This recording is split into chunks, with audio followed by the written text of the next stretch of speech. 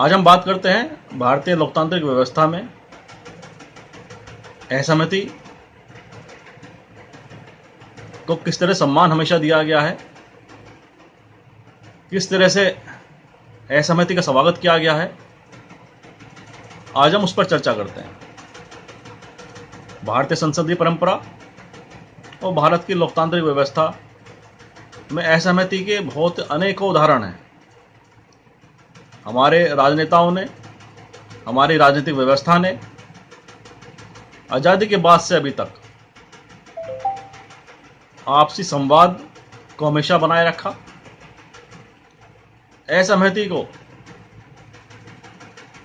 हमेशा सम्मान दिया, क्योंकि लोकतांत्रिक व्यवस्था वो जीवंत होती है जहां पर विभिन्न तरह की विचारधाराएं, विभिन्न तरह के विचार का स्वागत किया जाता है, उन्हें सम्मान दिया जाता है।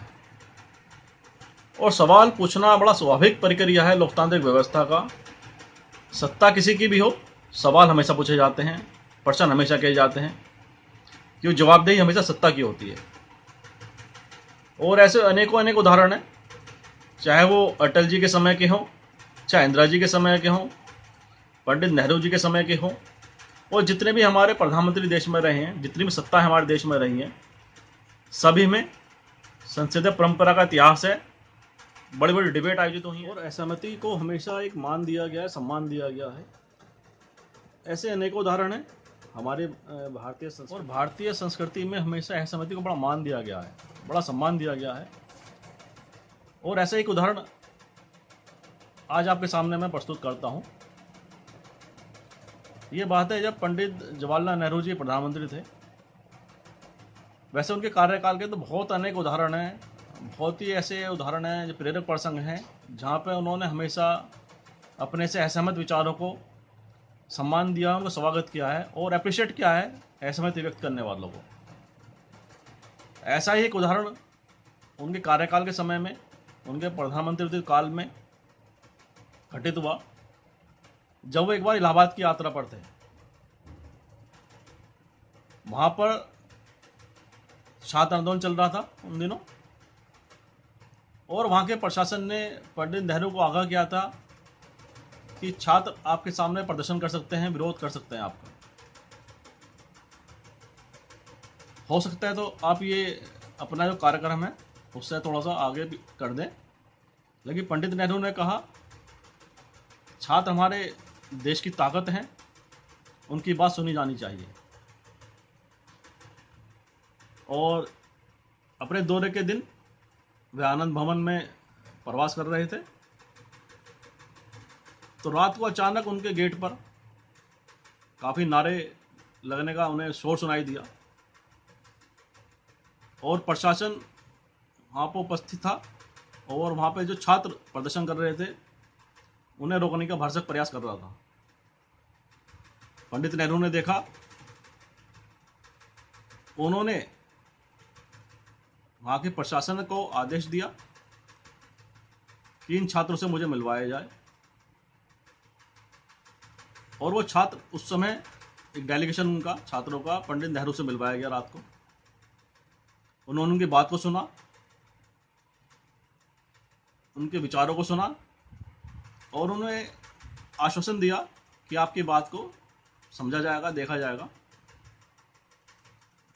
और साथ ही पंडित नेहरू ने कहा कि छात्र जो हैं ये हमारे देश का भविष्य हैं। अगर हमने इनकी बात नहीं सुनी, इनको सही दिशा नहीं दिखाई, तो हमारे राष्ट्र के लिए बहुत बड़ी क्षति होगी। उन्होंने छात्रों की आवाज़ को दबाया नहीं, उन्होंने छात्रों की आवाज़ को नकारा नहीं, बल्कि छात्रों की आवाज़ को सम्मान दिया। और उसी छात्र आंदोलन से देश ने एक ऐसा राजनेता प्राप्त करा जिसने आगे जाकर भारत की राजनीतिक व्यवस्था को नेतृत्व प्रदान किया। और उस संवाद के में जो राजनेता देश को मिले, उनका नाम आदरणीय चंद्रशेखर था। और चंद्रशेखर जी भारत के प्रधानमंत्री बने और देश को उन्होंने एक राजनीतिक ऐसी सोच दी, ऐसा विचार दिया, जिसने देश को एक दिशा दी। तो पंडित नेहरू जी के उस संवाद ने, उस असहमति को सम्मान देने की परंपरा ने यह दर्शाया और उस छात्र वर्ग को यह विश्वास दिया कि सत्ता किसी की भी हो, किसी भी राजनीतिक दल का सत्ता में भागीदारी हो, लेकिन असहमति इस लोकतांत्रिक व्यवस्था की मजबूत रीढ़ है और उसे अगर हम सम्मान नहीं देंगे, उसे हम विश्वास नहीं देंगे, तो यह व्यवस्था कमजोर होगी। और सवाल हमेशा सत्ता से पूछे जाते हैं, प्रश्न हमेशा सत्ता से पूछे जाते हैं, इसलिए कभी भी सवाल को, असहमति को नज़रअंदाज नहीं करना चाहिए, उसको स्वागत करना चाहिए। उन बातों को सुनना जरूर चाहिए जो हमसे सहमत नहीं है, क्योंकि सहमति और असहमति दोनों ही इस लोकतांत्रिक व्यवस्था को मजबूत करने की व्यवस्था है, रीढ़ है। क्योंकि जो कमियां हैं वो हमसे विपरीत विचारधारा, हमसे असहमत लोग ही हमें बताते हैं।